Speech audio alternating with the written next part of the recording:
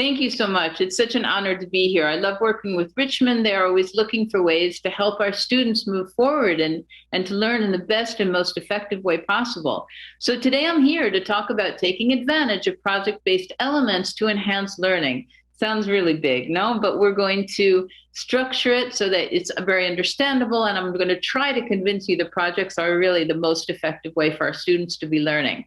We have three different objectives today. The first one is to identify 21st century skills. Why? Because that's what our students are facing, and that's why they're in school, to be able to be viable in the world that it's around them. We need to distinguish how these 21st century skills can be developed through projects. And these projects are going to develop globalization, environmental awareness, student agency. We want to make sure that the students are centered in the learning and to think critically. So first, we're going to start talking about identifying 21st century skills. Why is this important? There's a third industrial revolution that we're in, and we need to address it effectively. I always like to start with sort of an inspirational message, and in this case it is, a boat is always safer at port, but that isn't what it was built for. Well, we can interpret it this different ways. My interpretation of it is that the education we need to move forward, it's safer just to keep teaching and for our students to be learning the same way they always have. But it's not effective. It's effective for only certain types of learners. And we want all of our students to feel that they are being seen in the classroom. So how can we address this and how can we move forward? Well, the first thing we need to do is how we learn language. We need to look at this. And most of you are experts in the educational world, but let's just go over some points and so that we're all on the same page here. What does this number mean? 13,797. Well, it is in fact the number of hours it takes us to learn our home language. How is that possible?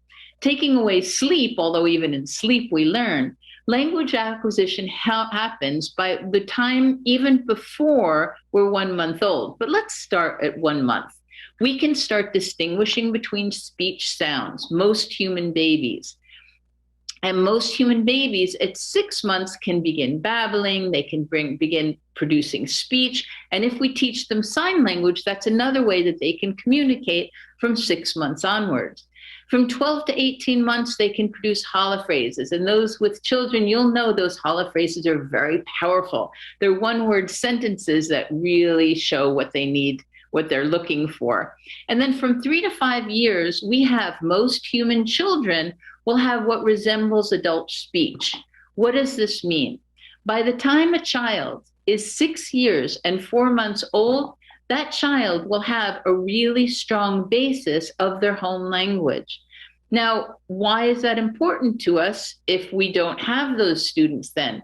We need to remind not just our students, but ourselves that it took us 13,797 hours to learn our home language. We usually do not have that much time in the classroom. The other thing here is that we learned these 13,797 hours through holistic means. We learned it by playing with our friends. We learned it by going shopping. We learned it by watching TV and movies with our families. We learned it by having meals with our neighbors, with our extended family. We don't usually have that in the classroom, and that's something that we can change. This is something that projects can help us simulate. OECD is the most important source for educators these days, and they are supporting the fact that we need to make changes in our perspective on how we present material to our students and what we're doing to ask them to learn. The OECD, and there's a lot of information that's very easy to find and very important, it says that our students need to create new values. It says that our students need to reconcile, they need to learn to reconcile tensions and dilemmas. Our students are more agitated than ever for some reason. That's a whole other talk.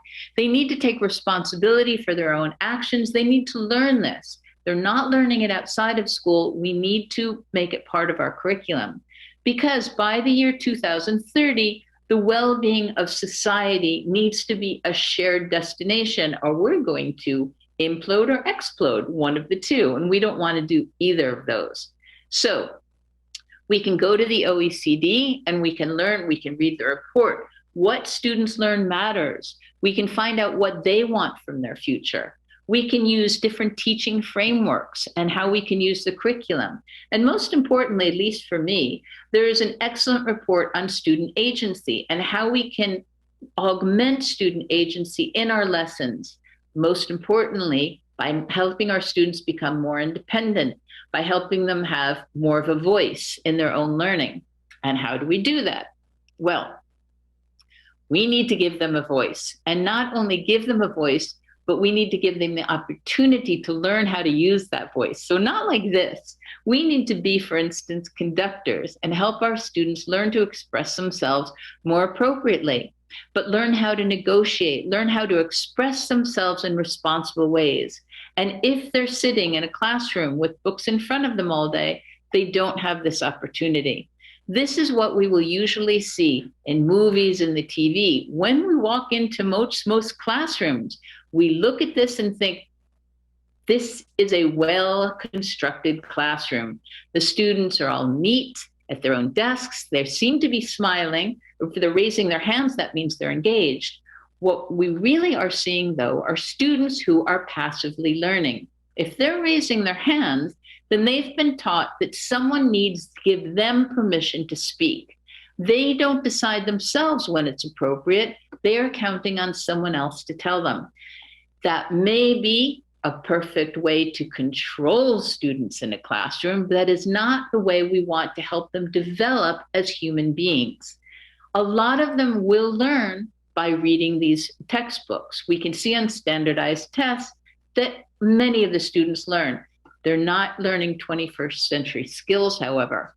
And we are also missing the students with different types of learning styles. So we want to try to address this. Obviously, since I'm here, I believe projects is the answer. But I need to show you a lot more information before I can convince you of this. World Economic Forum is one of the lead researchers on what is the top skills for employability. Here are 10 of them for 2020. I know we're already in 2021, so I'm going to address 5 years from now, but this is what they still feel is viable. Complex problem solving, critical thinking. Students need to be creative in their future. They need to manage people, coordinate with others. They need to have emotional intelligence, judgment and decision-making, service orientation, negotiation, and cognitive flexibility. By 2025, the World Economic Forum has taken into account what's been happening since March, during the pandemic. It's only increased our dependency on technology. What does that mean? It means that 85 million jobs will probably be displaced from humans to machines in less than 5 years. This means that critical thinking and problem solving top the list of skills that will grow in the next 5 years. Why? Because technology can't do that.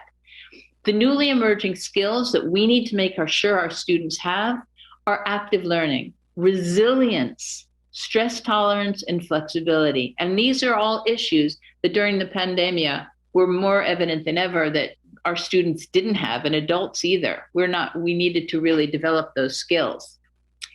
There was a report done by a professor at the University of Tokyo, Noriko Arai, and she said that the globalization and technology have dramatically changed how students learn and what they will need to learn in order to thrive in tomorrow's world. Well, she has taken into account the third industrial revolution, and that has to do with technology taking over millions and millions of what used to be just blue-collar worker jobs. Now technology is moving up the scale and is able to do higher order thinking types of work. So Noriko Arai took this very seriously, and she and her team started doing a study between humans, students, and machines. And what they assumed was questions given to machines, lower order thinking questions, would be easily answered by machines more effectively. What they were horrified to find was even higher order questions with even simple inferencing jumps. The machines also did better than humans. Now I'm going to show you an example of one of the fairly easy questions that they asked. Buddhism spread mainly to Southeast Asia and East Asia, blah, blah, blah. If you can read this, you will see that choose the most appropriate answer from the given choices. Blank has spread to Oceania. A simple inferencing jump, all you need to take out the countries the continent Europe, North and South America, and you'll see that Christianity has spread to Oceania. However, what was horrifying to the team was that 40% of 12-year-olds got this answer incorrect. 50% of 13-year-olds were incorrect, and 33% of 14-year-olds were not able to answer that question.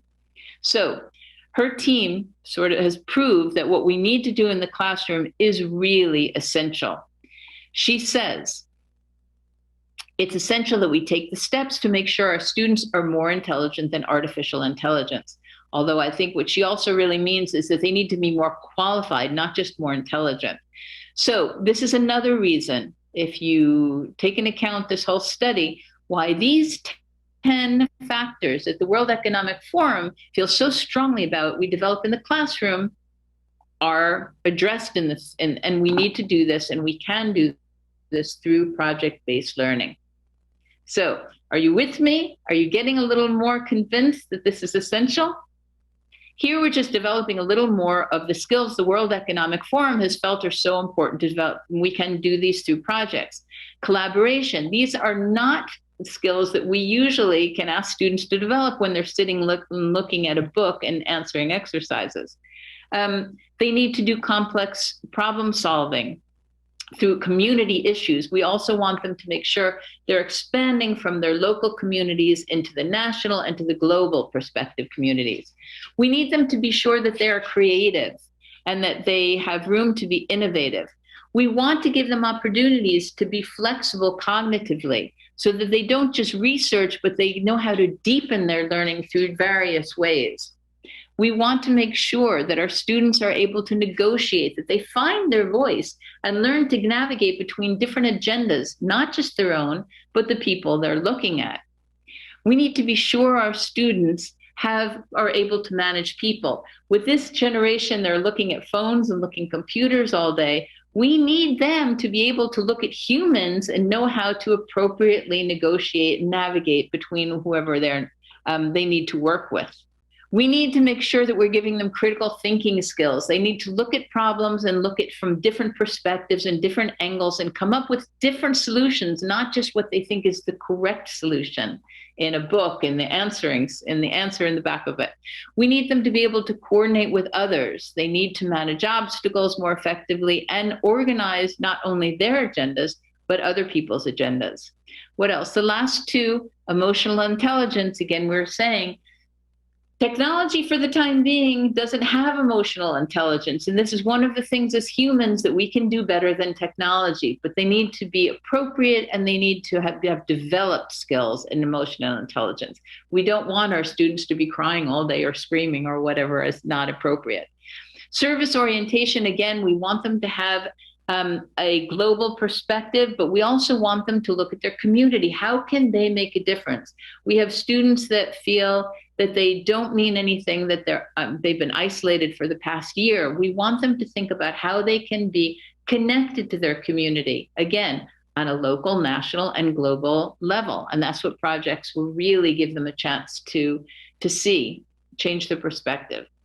One other thing that's very important for us to do is to help our students have a growth mindset. And here's a table that I've developed that has growth mindset statements in it. And I give this to teachers so that they give it to their students. What happens is that the teachers need it almost more than the students.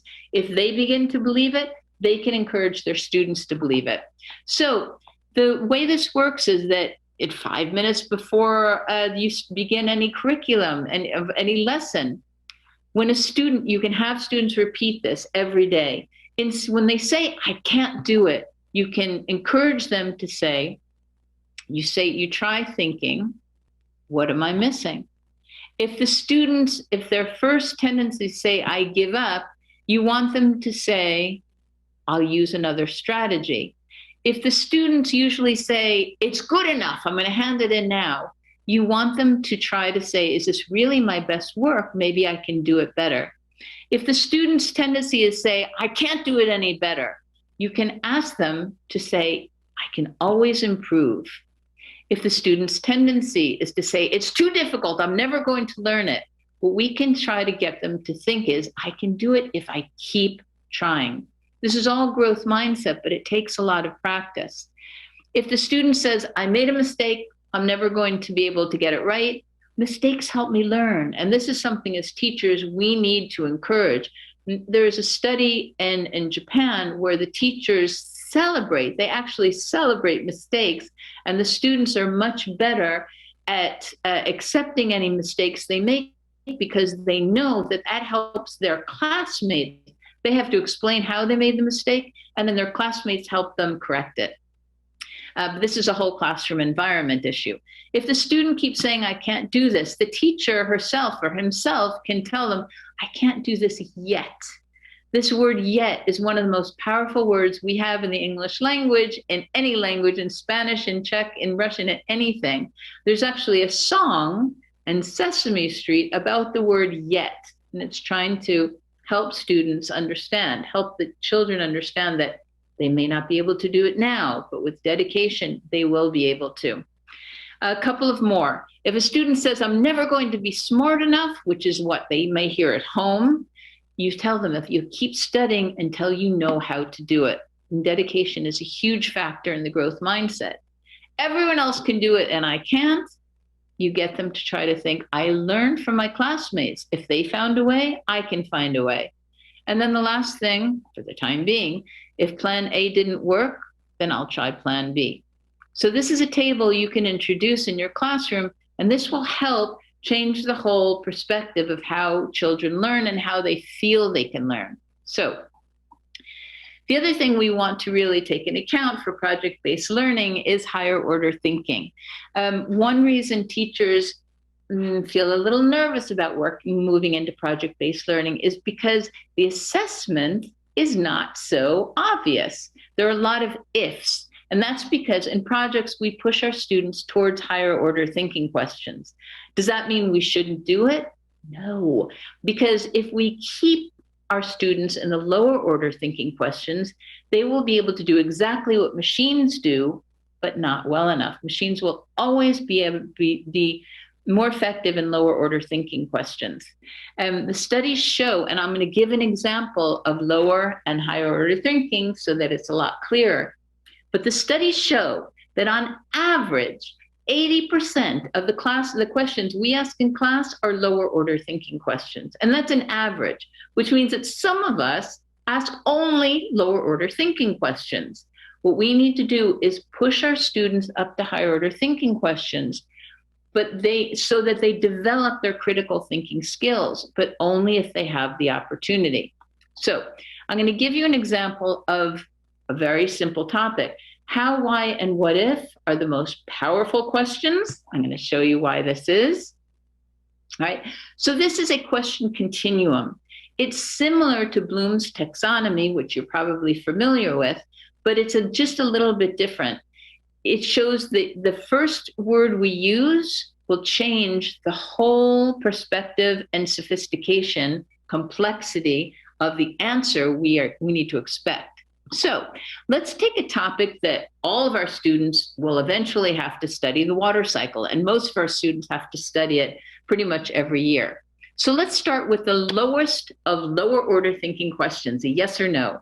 If we ask our students, do you know the different stages of the water cycle? All they have to answer is yes or no. Very simple. Maybe important, maybe not. Let's go to the word who. If we ask the question, who needs to know about the water cycle? Even though it's a lower order thinking question, it's actually kind of interesting. Do I need to know it? Do my parents need to know it? Do my sisters and brothers? And you have to sort of start justifying already. So let's move up the question continuum and use the word where. If we ask them the question, where can we find reliable information about the water cycle and its importance in our lives? Now, this is very interesting. It's right in the middle. But first of all, there's there's an insinuation that there's unreliable information, which is very important for our students to know. And we're also making this personal.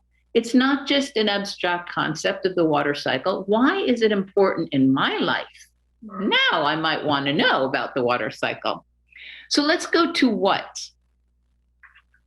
And if we ask them the question, what parts of the water cycle have become at risk because of global pollution? Well, now we actually have the information from the previous questions embedded in this. They have to know those lower order questions to answer this. And we're also expanding into the global perspective. So let's keep pushing up. What about how? If we ask the question, how does the water cycle represent the interdependence of the planet between humans and other living beings? Now, come on, this is getting interesting. It reminds us that the water cycle has to do with the whole planet, and humans are not the only living beings being on the planet, and we need to respect all living beings. So we're going to skip over why, and we're going to go to just what if, and this is the most powerful one, you'll see. What if you could create an international law that would guarantee a healthy future for the water cycle? What law would you create? Now, this might be really interesting for students because it gives them inherently a feeling of power. It puts it on an international scale. It shows them that they can now have an effect in the world, at least for the moment, theoretically, but puts them in the position of having a voice in the world. And this is what we want to give them. Why do we not do this more often? Again, a lot of it is because there's more uncertainty. The assessment for this question is a little more complicated, but we're going to address that as well. All right, so creating projects. Let's just say that we're going to start a project on anti-racism. The book we're using doesn't have a project already embedded, so we're going to create it ourselves. This is not going to be so difficult because I'm going to give you all the tools. We're going to start with a rubric. Now, this is a rubric that I've created over the years, and it has all of the essential elements plus room to put a few extras that are really exciting, and that's also for a whole nother talk. We have an inquiry question. We have a content objectives, language objectives, final task, formative and summative assessments. Now, if I forget to see this later, it's essential that we include language objectives. Why? Content objectives are easy. They come right from the book, the content of what we want to talk about. But language objectives, we usually do not add. And we ask our students, often we say, can you please talk about the subject? And yet we don't make the language objectives, we don't make the terms as visible as they need to be. So if we write down the language objectives into the rubric, we remember to use that language more frequently. We remember to ask our students to use it more frequently, and we make it more visible to them, hopefully. So this is a simple rubric that all we need to do is fill in with the contents of our book. But there are different elements. What in the world, for instance, is an inquiry question? In this case, I put, what if we could abolish racism on the planet? How would the world look? Okay, so this rubric, I'm going to go into every element, but I want you to see that in this rubric, we are addressing all the World Economic Forum. We're addressing all of them. So this rubric also, I want to point out, addresses all of the most important employability skills. How did we get here? Let's go through a couple of the elements. So we're going to start with the inquiry question. Now, inquiry questions, even if you only begin with inquiry questions, you want to make, they'll get your students excited. They engage the students' curiosity. They have more than one possible answer. They need to be thought-provoking and invite our students to think and reflect. They need to be relevant to our students and include the word I whenever possible. We want to really pull them in, and they need to be connected to the real world. Otherwise, students see what they're doing in the classroom and when they leave as two separate entities, and we want to fuse them a little more. So, what in the world are inquiry questions? I'm going to answer that by showing you how we give, for instance, summative assessments without an inquiry question and with inquiry questions. So without, Let's say we're starting a unit on the Earth in geography. What we usually do, we ask students to read pages 53 to 72 of your student book and make a list of the main characteristics of the Earth. That's what we know they need to learn. What if we change the perspective a little? And we had a little fun with this. So what if we asked them, this is an inquiry question, what if there were a galactic war between superheroines and superheroes, causing the Earth to tilt further towards or away from the sun? How would the characteristics of the Earth be affected? Now, they have to do exactly what we were going to do before, read those pages and list the characteristics of the Earth. But if you present this question to them and this picture, they're going to be a lot more excited about it and not realize that what they're doing really is just listing the characteristics of the Earth. What's another example? Something we can do, this is no inquiry question. We're working on social sciences. And we say the exam on ancient civilizations will consist of 50 questions. The timelines of each civilization you can read in pages 102 to 135. Now watch how this changes by using an inquiry question. Same topic, but what we're going to do is ask them, if you and your team had 60 seconds to explain the timeline of history from prehistory to present, how would you prepare? Now that's kind of interesting, isn't it? All right, I'm going to give you a couple of more. This is no inquiry question on the Industrial Revolution. And this one is simply asking the students to write an essay, 1,000 to 1,500 words, explaining the Industrial Revolution. Let's make it a lot more exciting for them. How could a puppet show make the Industrial Revolution more personal and relevant for you? Right? So the inquiry question is really just to draw the students in. It's the same information they need to know anyway, but it gets them more excited and they feel a little more personally involved. So if you remember, here we have the anti-racism, and the inquiry question was, what if we could abolish racism on the planet? How would the world look? Now, this is kind of intriguing for students. The content objectives I've taken right from the book. The language objectives, again, very important to make sure that I am extracting the language that they'll need to know so that I can make it more visible to them and they'll use it more and I will use it more. The final task in this case is going to be a video newspaper. Now, what other final tasks could we use? There's so many different possibilities, and this is where the fun of the final project really comes in. We could, for instance, ask them to do a graphic novel. This is one graphic novel that a class did. And another final task you can do would be in a physics class. These are students, it was called the two-sided mask, and the students had to write on one side their personality, how social media saw them, how their family saw them. And on the other side, they chose the periodic element that they felt most represented them. So that was their final task, the masks. Here's for a primary class, and they were studying cave paintings. And the final task was answering the question, what makes us human? Or what makes us different from other animals, which is even more interesting. And they drew cave paintings on their wall. And they gave tours of the cave paintings and explained it to their community. In this case, it was an economics class, and they worked with the technology teacher, and they put economic concepts in their own words in a book. On one page in their own words, on the second page, they found news, real life stories about that economic concept. So that was their final topic. It was a book. Another one here is a debate between mathematicians, and each of these students represented a different mathematician all through history, and they had to explain how that mathematician changed the world and how the world would be different if they hadn't lived and they hadn't been able to develop their skills.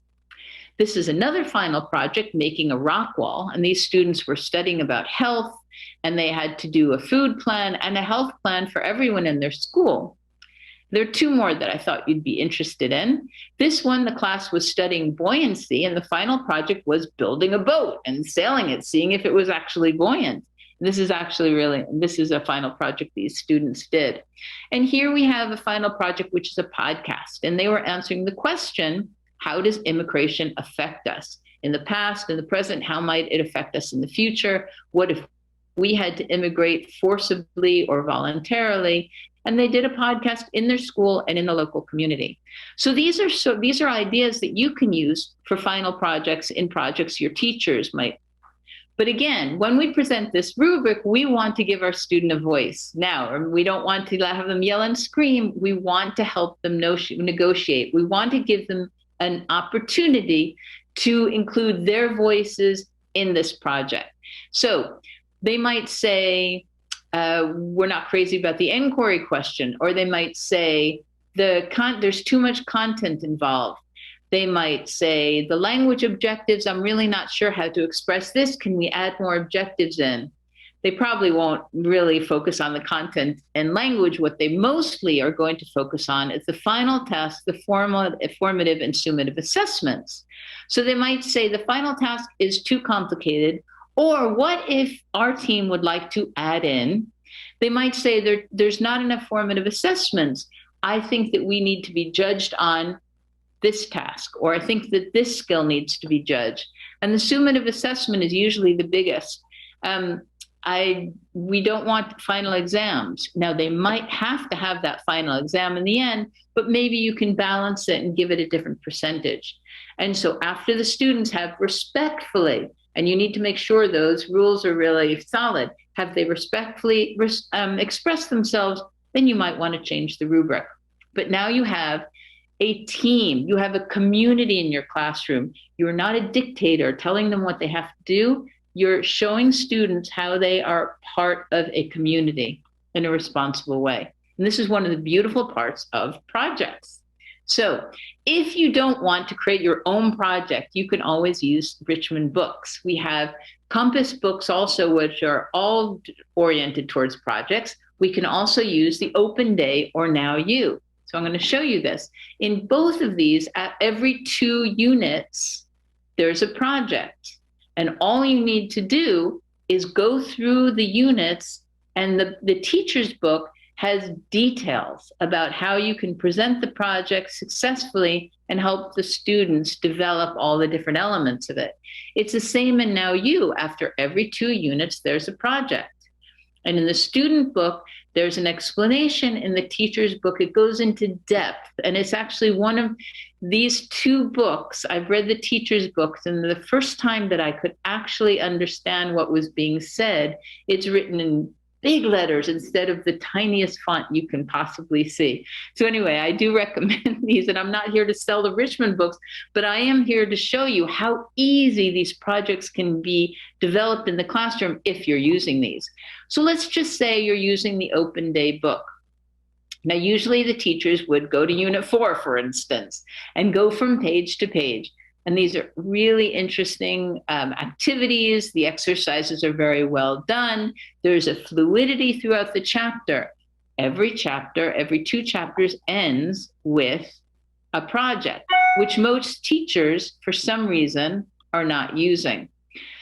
Why? Because most teachers will say, well, I've done all the exercises. The students have learned all the material. Why do I need to take the time to do the project also? It takes too much time. There's going to be chaos. The students aren't sitting in their seats. I just don't think I need to do this. They feel that if they take the time to do the projects, they're not going to be able to finish the rest of the curriculum. So they don't. And it's to the detriment of the students. Why? Because what we want our students to learn all this information. We want them to assimilate new language, but then we want them to process it. We want them to use it in a higher order thinking perspective.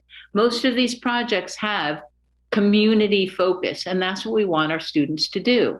So the teachers could actually just mix up the pages and approach it, and not just page by page, but go from what they think is more interesting to the students depending on the day. But we really want them to focus on the project. And in these projects are all of the skills that the World Economic Forum has said are so important for our students to learn.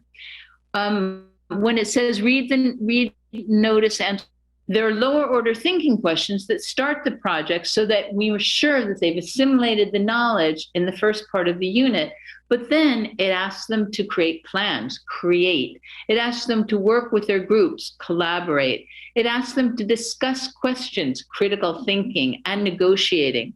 It asks them different options. So we're pushing them into higher order thinking skills. Again, teachers are a little nervous because this is not one correct answer. There are many correct answers. And yet, it's so important for our students to have the opportunity to do. Now, luckily, in secondary, we have the same options. We have the same opportunity to create these. The projects are already done for us. Let's just say we're using the Now You student book. At the end of every 2 units, there's a project. And all of these projects address, believe it or not, the 10 skills the World Economic Forum feels so strongly that we develop in the classroom, the social skills. So there's always discussion, there's always collaboration, there's room for creativity. The students need to learn to work together. They need to balance different agendas, just as we were saying before. Our students need to develop these skills, and they're able to, while they're learning and working on community skills, developing their student agency. These projects are powerful. So whether you're going to develop projects yourselves, using the rubric I just showed you, for instance, which can expand and include many other elements if needed, or using the books that Richmond can provide, for instance, that already have the projects thought out and developed, the most important factor here is that we begin with projects. There are resources that I strongly recommend that you check out. Becoming a High Expectation Teacher is one of the books that I feel every educator needs to read. High expectation teaching means believing our students can do projects, believing we can do projects. And it has to do with the growth mentality as well. We have the Growth Mindset book by Carol Dweck and many other factors. I also am going to include some other resources you can find on the internet that might interest you.